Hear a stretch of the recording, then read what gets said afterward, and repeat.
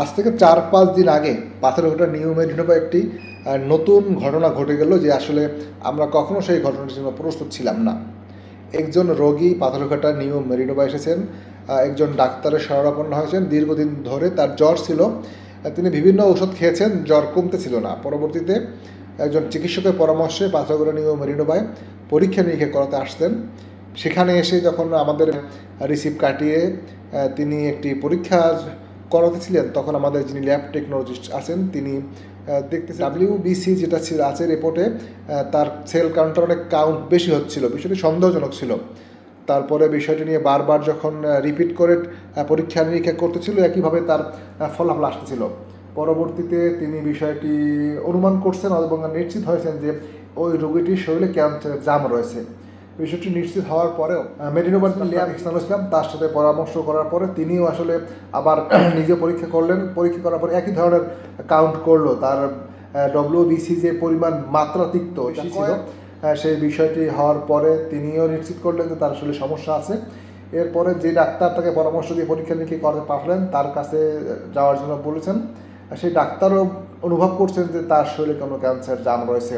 আমি যেটা বলতে চাচ্ছি এটা হচ্ছে, যে রোগীটি আমাদের মেডিনোভা এসেছেন হেঁটে সুস্থ শরীরে, আমাদের সাথে কথা বলেছেন, হেসেছেন, অনেক কথা হয়েছে, তার শরীরের অবস্থা নিয়ে কথা হয়েছে, কিন্তু তিনি যে ক্যান্সার আক্রান্ত তা তিনি জানতেন না। তিনি সুস্থ সবল শরীরে এখান থেকে ফিরে গিয়েছেন। সেই চিকিৎসক তাকে খুলনাতে একজন বিশেষজ্ঞ পরামর্শ নেওয়ার জন্য রেফার করেছেন। সেখানে গিয়ে তিনি পরীক্ষা নিরীক্ষা করিয়েছেন, তখনও সুস্থ ছিল। যখন সেখানে পরীক্ষা নিরীক্ষার পরে তার শরীরে ক্যান্সারের জাম রয়েছে বিষয়টি নিশ্চিত হয়েছেন, রোগীটি সেই লোকটি পাথরঘাটার লোকটি নার্ভাস হয়ে গেছেন, আর উঠে দাঁড়াতে পারছেন না।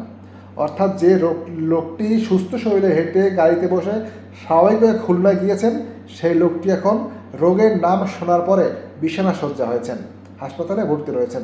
আমি জানি যদি পাথরঘাটা নিউ মেডিনোভার যিনি ল্যাব টেকনোলজিস্ট রয়েছেন, একজন অভিজ্ঞ ল্যাব টেকনোলজিস্ট সাকিব, আসলে আপনার কাছে কীভাবে এসেছিল, আপনি এবং রোগটা কীভাবে নির্ণয় করতে পারলেন যে আসলে তার শরীরে রক্তের যে কাউন্টটা সেল বেশি রয়েছে, এবং কীভাবে নিশ্চিত হয়েছেন তার শরীরে ক্যান্সার জাম রয়েছে? আমরা সাধারণতভাবে যে কোনো পেশেন্ট আসলে তারপরে মানে সিবিসি থাকলে তাহলে আমরা সাধারণত এই যে সেল কাউন্টারে আমরা টেস্টটা করে থাকি। যখন সেল কাউন্টারে আমি প্রথমবার মানে রিপোর্ট দেখে প্রচুর পরিমাণে অ্যাবনর্মাল, যেখানে একটা রোগীর 4 থেকে 11,000 WBC থাকার কথা, সেখানে তার WBC ছিল 63,000। আমি প্রথম হয়তো ত্রুটি মানে মেশিনের ত্রুটি এটা মনে করেছি। পরবর্তীতে আবার আমি ওইটা রিপিট সেল কাউন্টারে করার পরে দেখি যে সেম রেজাল্ট আসে। এর পরবর্তীতে আমি সম্পূর্ণ সঠিক মানে নির্ভুল রিপোর্ট দেওয়ার জন্য আমি এটাকে স্লাইড ব্লাড দিয়ে স্লাইড তৈরি করি এবং স্লাইড স্ট্যান্ড দিয়ে মাইক্রোস্কোপে আমি টেস্ট করি। মাইক্রোস্কোপে দেখার পর দেখা যায় যে সম্পূর্ণ তার যে WBC কাউন্ট আসছে ওগুলো সবগুলো ব্লাস্ট হয়ে গিয়েছে, লিউকোব্লাস্টে পরিণত হয়েছে, যেগুলো মূলত ক্যান্সারের ব্লাড ক্যান্সারের লক্ষণ বলা চলে। এরপর আমি নিজে কনফার্ম রিপোর্ট না দিয়ে আমাদের যে lab in charge Ehsanul Durrani sir আছে তাকে অবগত করি। সে আসার পরে মাইক্রোস্কোপে সে সম্পূর্ণ স্লাইডটা বারবার দেখার পর দেখে সে একই অবস্থা। এর পরবর্তীতে সে রিপোর্ট কনফার্ম করে দেয় এবং রুগীকে ডেকে এনে রুগীর হিস্ট্রি জানার পর জানতে পারে যে রুগীর মাত্র কয়েকদিন যাবৎ জ্বর ছিল শুধু, এবং রুগীর আর কোনো সমস্যা ছিল না, রুগী সম্পূর্ণ সুস্থ ছিল। পরবর্তীতে সে রুগীকে সম্পূর্ণ সরাসরি বলে না যে তার এরকম সন্দেহ, সে রুগীকে শুধু অসুস্থতার কথা বলে রুগীকে রেফার করার কথা মানে যে জানায় যে তার সমস্যা আছে, আপনি বাইরে আরেকবার একটু টেস্ট করান। এবং আমাদের সাধারণত এখানে পিভিও আমরা করতে পারি, কিন্তু এটা হলে সম্পূর্ণ একুরেট ধারণা পাওয়া যায়। এরপর রুগী অন্যত্র গিয়ে টেস্ট করায় এবং দেখে যে আমাদের রিপোর্ট এবং তাদের যে রিপোর্ট সম্পূর্ণ হুবহু এক, এবং ওই ডাক্তার তাদের কনফার্ম করে যে তার শরীরে ব্লাড ক্যান্সার ধরা পড়েছে। তারপরে কি আসলে পরিবার থেকে কেউ যোগাযোগ করছে মেডিনোভা এসে?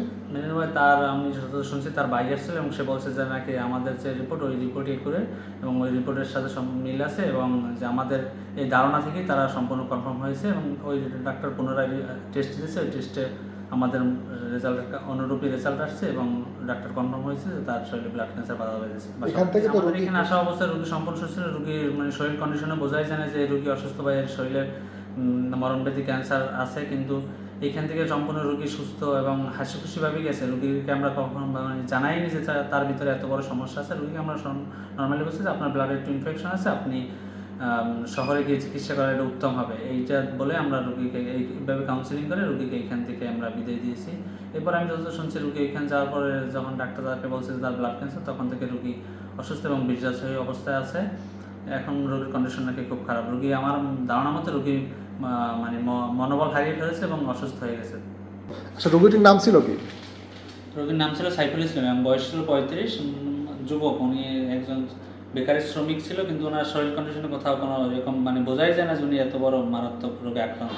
এই বিষয়ে বিস্তারিত জানবো যিনি পাথরঘাটার নিউ মেরিনোভা ডায়াগনস্টিক সেন্টারের আবাসিক মেডিকেল অফিসার রয়েছেন ডাক্তার ইহসানুল ইসলাম দুরানি। তার কাছ থেকে বিষয়টি কি ছিল? আসলে আমাদের যে ল্যাবের যে টেকনোলজিস্ট, সে আমাকে হঠাৎ করে ইনফর্ম করে যে একটা সিবিসি কাউন্ট করতে গিয়ে সেখানে দেখলো যে ডাব্লিউবিসি কাউন্ট 86,000 চলে এসেছে। তো তখন আসলে আমি ওকে বললাম যে এটা আসলে পিভিএফ করার জন্য। যখন একটা স্লাইড করলো তখন আমি এটা মাইক্রোস্কোপে দিয়ে দেখলাম যে আসলে পুরো স্লাইডটাই হচ্ছে ব্লাস্ট সেলে ভর্তি। সেখানে আমি বলতে গেলে প্রায় 80 থেকে 90%ই পুরোটা ব্লাস্ট সেল। এখানে ডাব্লিউবিসি কাউন্ট একান্তই ছিল না। তো আমরা এটা নিশ্চিত হওয়ার জন্য পেশেন্টকে ডেকে আবার রিপিট এটা চেক করি এবং একই রকম রিপোর্ট চলে আসে। তো আমি পরবর্তীতে পেশেন্টকে ডেকে আমি বলে দিই যে আসলে ভাই আপনি এখন ঢাকা অথবা খুলনা আপনার নিকটবর্তী যেখানে সুবিধা হয় সেখানে গিয়ে আপনি একটু বড় একটা হাসপাতালে এটা একটু পরীক্ষা করেন। এবং আমি বিশেষ তাকে করে বলে দেই যেটা হচ্ছে তিনি যেন পিজি হাসপাতালে হেমাটোলজি ডিপার্টমেন্টে গিয়ে দেখেন, এবং আমি তাকে একটা নোট করে সেটা লিখেও দিই। পরবর্তীতে আমাদের এই রোগীটা হচ্ছে খুলনাতে গিয়ে ডাক্তার দেখায় এবং সেখানে সে আবার রিপিট পরীক্ষা করার পরে সেখান থেকেও হচ্ছে লিউকেমিয়া বা ব্লাড ক্যান্সার ধরা পড়ে। তো এটা শোনার পর আসলে পেশেন্টটা খুবই মনোবল হারিয়ে ফেলে এবং রোগী খুলনা থেকে পরবর্তীতে যখন জানতে পারলো যে আসলে তার এখানে ব্লাড ক্যান্সার ধরা পড়েছে, তো তারপরে সেখান থেকে রোগী আবার ঢাকাতে চলে যায়। তো এর পরবর্তী সময় রোগীর বাবা মা এবং ভাই তারা আমাদের সাথে দেখা করতে আসে এবং আমরা তাদের সকল কিছু বুঝিয়ে বলি এবং মনোবল যেন না হারায় সে বিষয়ে তাদের সব কিছু বুঝিয়ে বলি। এবং তাদের এটাও বলা হয়েছে যে আসলে ধৈর্য ধরে চিকিৎসা নিলে এই রোগী বেশ অনেকদিন সুস্থ থাকতে পারে। বিশেষ করে খুলনাতে যে রোগী যে পরীক্ষা করেছিল তার রক্তের এবং আমাদের এই ল্যাবের পরীক্ষার সাথে রোগীর পুরোপুরি সেই রিপোর্টটা মিলে যায় এবং তারা আমাদের এই ল্যাবের রিপোর্ট নিয়েও বেশ সন্তুষ্ট প্রকাশ করেছে। আসলে যারা ক্যান্সার আক্রান্ত রোগী থাকে তাদের জন্য কী উপদেশ থাকবে? আমরা বললাম ভিডিওতে যে রোগীটা আমাদের কাছে হেঁটে এসেছে, আবার হেঁটে চলে গেছে, খুলনাতে গিয়েছে সুস্থ অবস্থায়।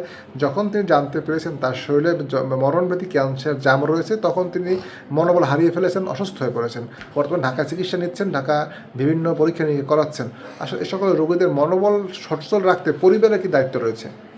বিশেষ করে আমি এখানে একটু বলতে চাই যে সেটা হচ্ছে বিগত সালগুলোতে যখন করোনার অ্যাটাক হয়েছিল সেক্ষেত্রে আমরা কিন্তু দেখেছি অনেক রোগী কিন্তু করোনায় খুব মাইনর অ্যাটাক করেছে, কিন্তু তারা কিন্তু পরবর্তীতে এরকম অনেক রোগীদের দেখা গেছে তারা প্যানিক হয়ে করোনার সিভিয়ারিটির সাইন সিমটম প্রকাশ করে তারা মারা গিয়েছেন। তো সেক্ষেত্রে আমি বলবো ক্যান্সার অন্য সব রোগগুলোর মতোই একটা রোগ, যদিও এটা একটা দুরারোগ্য ব্যাধি, তারপরও ক্যান্সার হলেও কিন্তু উপযুক্ত চিকিৎসা নিয়ে এবং বিশেষ যে থেরাপিগুলো রয়েছে এগুলো নিয়ে কিন্তু বেশ অনেক দিন ভালো থাকা যায়। সেক্ষেত্রে আমি রোগীদের জন্য বলবো বা রোগীর আত্মীয় স্বজন পরিবারের লোকজনের জন্য বলবো তারা যেন বেশি প্যানিক না হয় বা দুশ্চিন্তাগ্রস্ত না হয়, ভেঙে না পড়ে, মনোবল শক্ত রেখে চিকিৎসা নিলে তারা সুস্থ থাকতে পারবে ইনশাআল্লাহ। আমাদের জন্য শুভকামনা হলো সাইফুল ভাইয়ের জন্য, যিনি পাথরঘাটার তালতলা নিপা বেকারিতে একজন শ্রমিক। আসলে তিনি ততটা সবল ব্যক্তিও না। আল্লাহ তাআলা যেন তাকে সুস্থ করেন এবং তার পরিবারকে মঙ্গল দান করেন। আমিন। ধন্যবাদ।